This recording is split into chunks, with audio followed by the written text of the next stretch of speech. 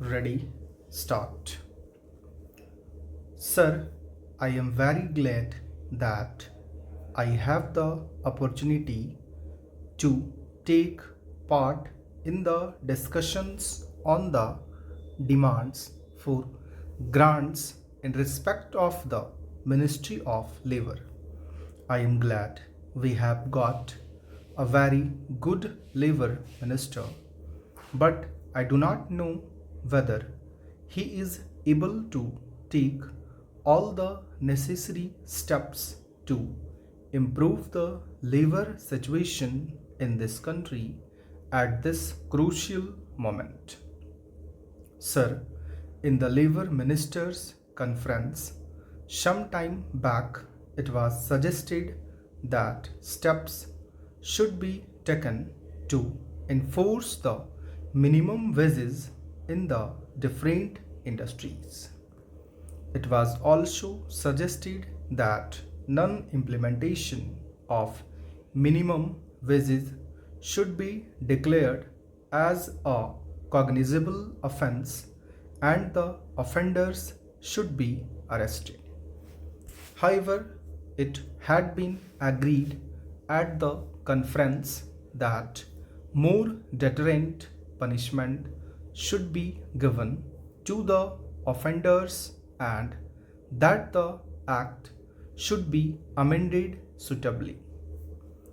Necessary changes should have been made in the central legislation by this time.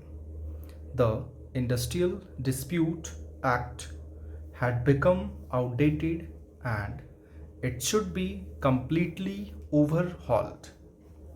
Sir, if the administration of Provident Fund, a scheme at various levels, has to be fully advantageous to the employees, there should naturally be regional offices which could directly deal with the members of the fund who go in for advances, loans, etc. The present situation has offered an opportunity for the government to make necessary meaningful changes in a number of legislative measures which seek to protect and regulate the rights and working conditions of industrial workers and other employees. In fact, several clauses of the legislative measures have little relevance to the present day conditions.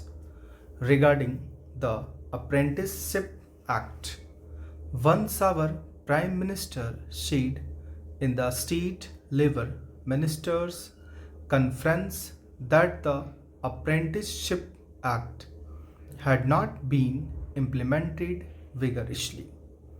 It had not been given a trial. Utilization of apprenticeship opportunities or filling such vacancies has not been uniform in all the states. Creation of a skilled manpower has lagged behind the limits of possibilities. So, the more important point is that what is to be done with the trained manpower if it cannot find jobs. What is even more important is that there is a new sense of urgency and a will to get things done. With regard to this, the basic problem relates neither to the number of apprentices nor to the value of their stipends.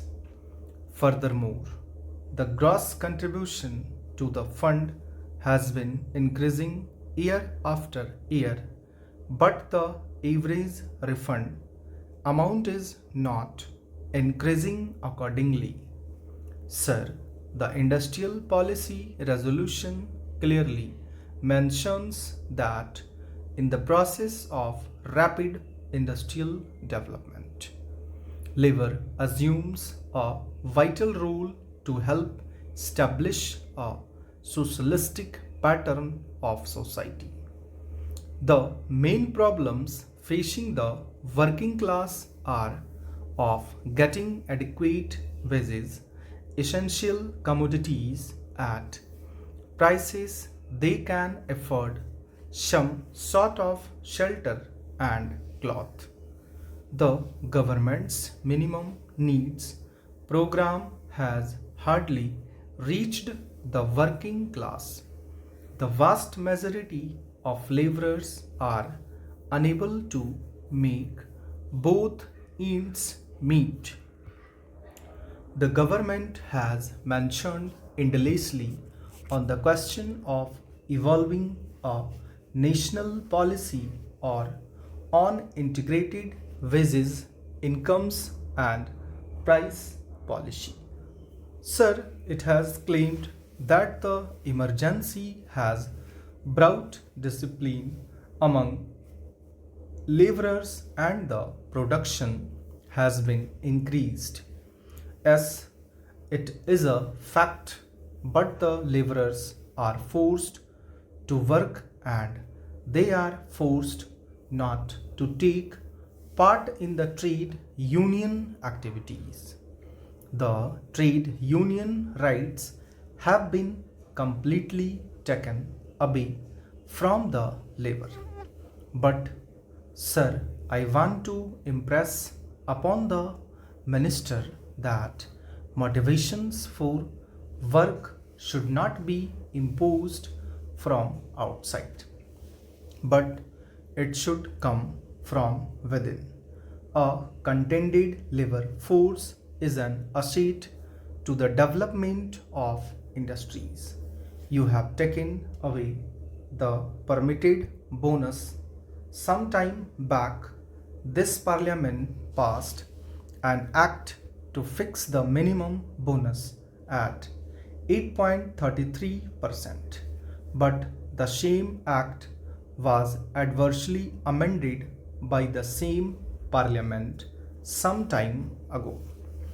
The bonus was accepted by this government as deferred wage, but the same government has reversed the conception of bonus, and this government sees that bonus is not a deferred wage, but it is connected with production and productivity. But what about the owners of industries? Do you know how much have they reduced in the dearness allowance of the workers nowadays?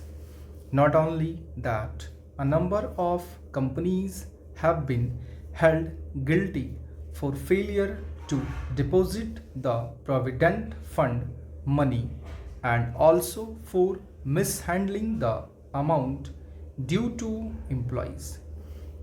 The total number employees covered by the scheme was 6th Lalit, which was subsequently increased to 70 lakhs. The gross contribution to the fund was expected to be increased, but the refund has not increased accordingly. Further, the arrear in default in payment by the employers on an average over a period of 5 years is increasing alarmingly. Such a situation calls for a stringent regulation and control over the operation and administration of funds. Stop.